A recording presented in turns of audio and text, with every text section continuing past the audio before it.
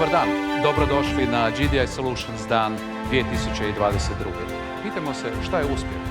Za nas je uspjeh da dobro dajemo uslugu i rješenja vama. Vi ste oni koji stvarate bolji svijet. GDI Ensemble pokušava s kraja na kraj povezati sve ono što organizacija radi s nekim ciljem.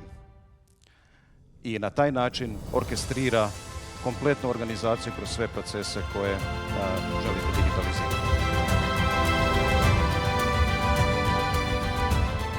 Kao što je tema ove konferencije između ostalog Green and Digital, znači smanjenje papira, takozvani paperless office, i omogućavanje što efikasnijeg rada bez upotrebe nepotrebnih stvari je jedna od osnovnih stvari koje GDI Ensemble i njegovi moduli nude. Par riječi o Estriju, o našem dugogodišnjem stabilnom partneru. Moramo sustav održavati da bude evergreen.